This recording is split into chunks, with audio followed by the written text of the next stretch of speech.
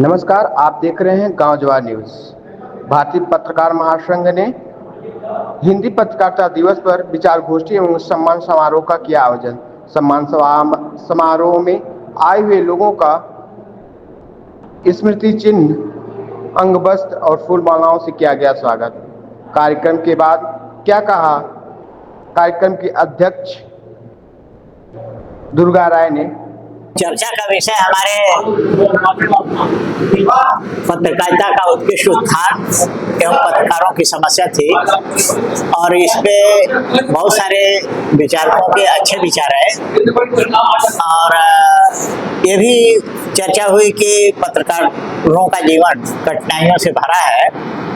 बावजूद इसके हमारी जो विशिष्ट अतिथि थी मानसी चौकसी जी, जो कि इकोनॉमिस्ट पत्रिका लंदन की राइट रिपोर्टर हैं, उन्होंने कहा कि नहीं, आप जो भी कर्म कर रहे हैं वो करिए और उस पर डटे रहिए, ये आपका धर्म है, ये कर्म है। हम उनके भी आभारी हैं और जो भी विचार आए वो सार्थक रहे। हमारे मुख्य अतिथि जी ने भी जो विचार व्यक्त किया कि नहीं, अगर हम पत्रकारिता के क्षेत्र में कोई समस्या है तो आदमी को आत्मनिर्भर होना चाहिए और आत्मनिर्भर होने के बाद पत्रकारिता से भी जुड़े रहना चाहिए। अगर पत्रकारिता से काम नहीं चल रहा है, उसके अलावा वहाँ पंडित राहुल सांकृत्यायन के परिवार से आए मदन मोहन पांडे जी ने अपना विचार रखा, कमला सिंह तरकश जी ने अपना विचार रखा और सुरेश जी ने अपना विचार रखा। भूपेश सिंह जी ने भी पत्रकारिता जो वर्तमान की है उसकी असलियत का बयान किया और जिससे बहुत सारी बातें सामने आई आज की पत्रकारिता को लेकर के। हमारे मंडलीय अध्यक्ष कृष्ण शुक्ला जी ने भी काफी सहयोग किया इस कार्यक्रम में और हम इन सभी लोगों के प्रति आभारी हैं। अभी जैसे भूपेश जी ने एक नया शब्द बताया है, पत्रकारिता में त्योहारी का आगमन, उसको आप कैसे देखते हैं? देखिए, ऐसा है कि अब ऐसे लोगों को मैं पत्रकार तो नहीं मानता जो लोग त्योहारी वसूली का काम करते हैं। त्योहारी एक ऐसा शब्द है जो जमींदारी के पीरियड में चलता था या जमींदारी समाप्त होने के बाद भी कुछ लोग कुछ जगह जाते हैं और विभिन्न अवसरों पर त्योहारी लेते हैं।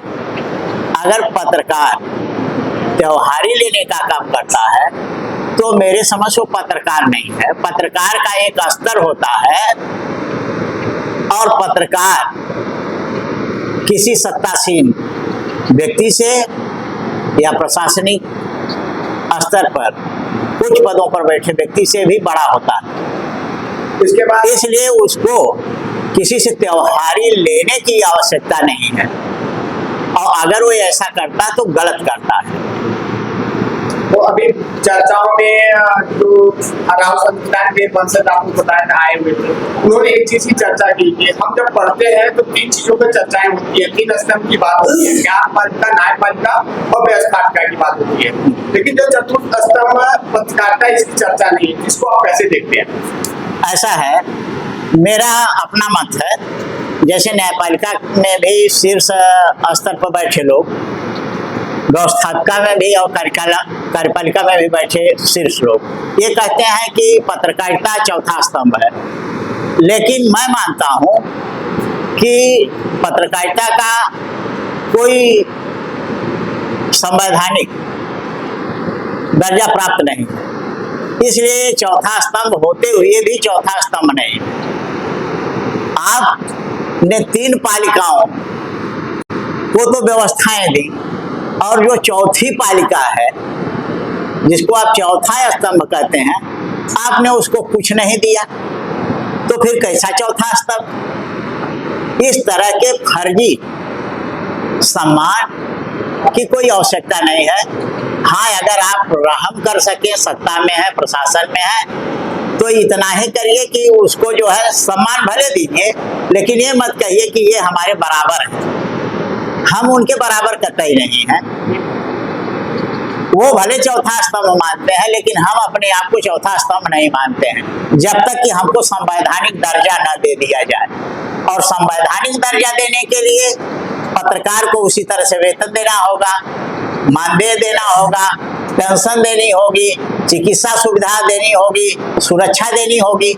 अगर सरकार न्यायपालिका ये कहती है कि चौथा स्तंभ है पत्रकारिता, तो उसको पहले संवैधानिक स्तर पर इसको मान्यता देनी चाहिए।